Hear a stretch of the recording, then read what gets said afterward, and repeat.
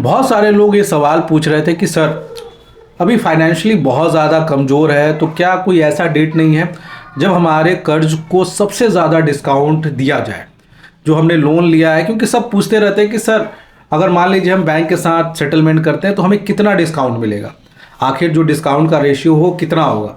तो हम आपको बता दें कि वो डेट निकल के आ चुका है जहाँ पर आप अपने बैंक के साथ जो समझौता करोगे, जो डील करोगे, उसमें सबसे ज़्यादा डिस्काउंट मिलेगा। तो मेरा नाम साकेत है। हम आपको इसी तरह से लीगल एडवाइस देते हैं लोन से रिलेटेड प्रॉब्लम से, जहाँ पे आप बैंक एनबीएफसी कंपनी से बात कर सको, अपने अधिकारों के बारे में जानो, ताकि आप बैंक एनबीएफसी कंपनी से वो चीज़ मांग सको जो आपका हक है। जितने भी लोग हमारे साथ जुड़ते हैं उन्हें लोन सेटलमेंट में, डिस्काउंट में, रिकवरी एजेंट में बहुत ज़्यादा हेल्प मिलता है। उसके बाद कोई भी बैंक एनबीएफसी कंपनी उनके साथ कोई भी दुर्व्यवहार या गलत ढंग से बातचीत नहीं कर पाती। इसके लिए आपको कुछ भी नहीं करना होता। आप इस वीडियो को देखिए, हम आपको हर चीज़ बताएंगे, वो भी बहुत ही साधारण भाषा में। देखिए अभी के महीने में क्या हो रहा था कि सितंबर के बाद लोगों के ऊपर बहुत ज़्यादा दबाव आ गया। अचानक से लोगों ने देखा कि बैंक एनबीएफसी कंपनी अचानक से बहुत सारे नोटिस फेंकने लग गए। अब एक आम जनता क्या होता है, डर जाता है। यहाँ पे तो बहुत सारे ऐसे केसेस आए हैं जो 4 साल 5 साल से बैंक पता ही नहीं चल रहा था कि इस पर कोई कार्रवाई होगी, सुनवाई होगी। अचानक से नोटिस सामने आ गया, लोग बहुत ज़्यादा हैरान परेशान हो गए कि अब करें तो करें क्या। उन्हें कुछ समझ में नहीं आ रहा था। बहुत सारे लोगों ने कांटेक्ट किया, हमसे पूछा कि सर इस तरह की प्रॉब्लम आ रही है, अचानक से बैंक एनबीएफसी कंपनी नोटिस पे नोटिस भेजना शुरू कर दी है, अब ऐसी स्थिति में क्या किया जाए। तो सबसे पहले हम आपको बता दें, पैनिक नहीं होना है। सबसे पहले अगर कुछ भी हो रहा है उसका मूल कारण समझिए कि ये बैंक एनबीएफसी कंपनी का अगर कोई रवैया चेंज हुआ है, अचानक से नोटिस आने लगा है, तो इसका कारण क्या है। क्योंकि बिना कारण के कोई भी बैंक एनबीएफसी कंपनी किसी को ही परेशान नहीं करता, वो आप हो चाहे कोई भी हो। तो सबसे पहले अगर आपको कारण पता होगा कि बैंक एनबीएफसी कंपनी का जो बिहेवियर में जो इतना बड़ा फर्क आया है, इसके पीछे मूलभूत कारण क्या है, तो कहीं ना कहीं आप समझ पाओगे कि इसको ट्रीट कैसे करें। देखिए ज़्यादातर लोग क्या होते हैं, ये जानते ही नहीं है कि बैंक को हैंडल कैसे किया जाए, रिकवरी को हैंडल कैसे किया जाए। वो अपने आप पे कंट्रोल खो देते हैं और कहीं ना कहीं ये बहुत बड़ी गलत चीज़ है।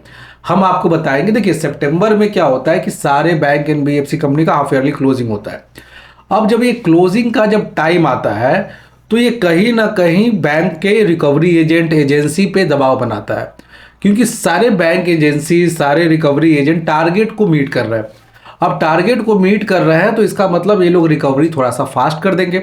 रिकवरी फास्ट होगा तो ये सीधा प्रभाव कस्टमर पे पड़ता है। अब कस्टमर को पता ही नहीं है, क्योंकि कस्टमर एक लोन लेना और लोन देने से ज़्यादा और कुछ जानता ही नहीं।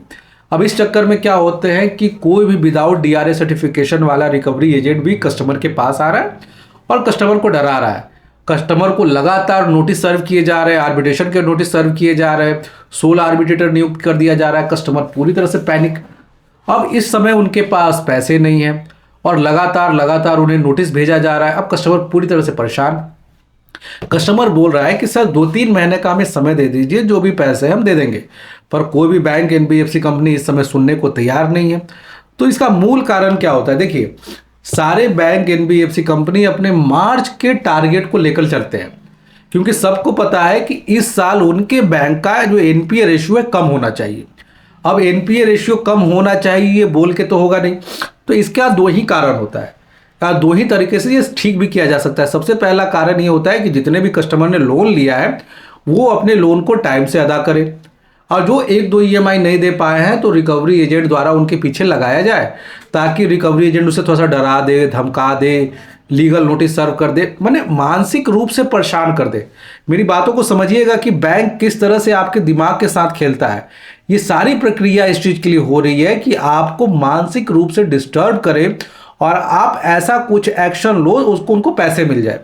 अब कस्टमर के पास जब नोटिस जाता है, लीगल नोटिस जाता है, ऊपर से एडवोकेट का नाम होता है, तो कोई भी बैंक एनबीएफसी कंपनी थोड़ा सा पैनिक हो जाता है। एक बात समझिए, एक आम जनता को भी अगर किसी को नोटिस भेजना है तो वो वकील के माध्यम से भेजेगा, और एक संस्था है, एक बैंक है, एक एनबीएफसी कंपनी है, तो आपको लगता है क्या उनके पास में ऐसी कोई साधन नहीं होगी, कोई ऐसी व्यवस्था नहीं होगी? बिल्कुल होगी। तो ये लोग क्या करते हैं कि रिकवरी एजेंट ही कई बार वकील बन के फ़ोन करते हैं, और कई बार उनके जो एडवोकेट होते हैं उनके द्वारा आपको एक नोटिस भेज दी जाती है।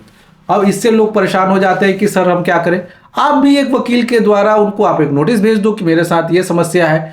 अगर कोई रिकवरी एजेंट आपके घर पे आ रहा है और आपके साथ बदतमीजी कर रहा है, आपकी बातें नहीं सुन रहा है, गाली गलौज कर रहा है दिन दिन भर बैठे, तो सबसे पहले due process of law follow करने के लिए कहिए और उनसे पूछिए कि आप डीआरए सर्टिफिकेशन है आपके पास। अगर नहीं है तो आपको अधिकार कौन दिया, अगर नहीं है तो आपके पास अथॉरिटी है हमसे लोन रिकवरी करने का।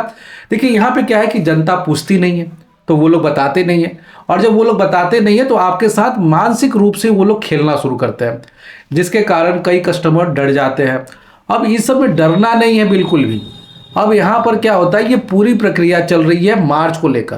तो अगर आपको पता है कि अगर आपको मार्च तक पैसे आ जा रहे हैं तो सीधे बोलिए कि हम किसी प्रॉपर्टी को बेचने में लगे हुए हैं।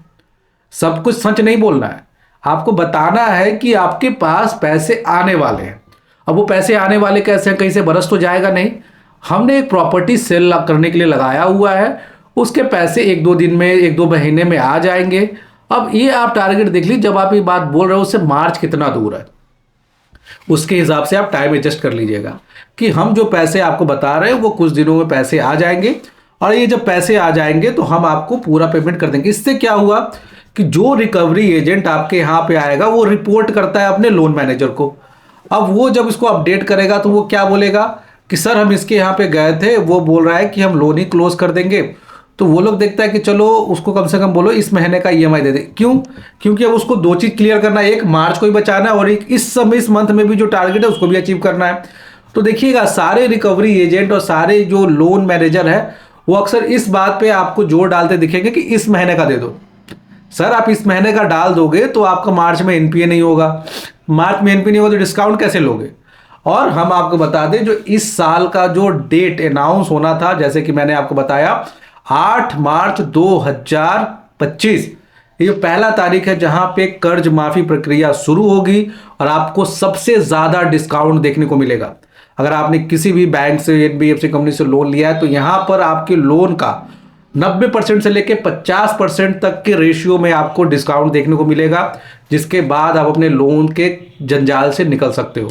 तो जो भी पैसे आप जमा कर रहे हो जमा कीजिए और जाके सेटलमेंट कराइए, क्योंकि मार्च के महीने में जो आपको डिस्काउंट देखने को मिलेगा वो दोबारा देखने को नहीं मिलता है।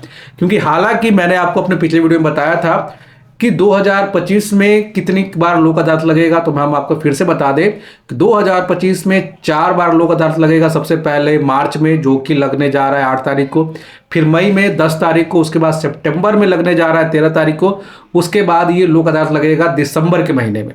ये साल में 4 बार लगेंगे जिसमें आप अपने लोन को डिस्काउंट करा सकते हैं, और मार्च का जो ये मौका है दोबारा नहीं आएगा।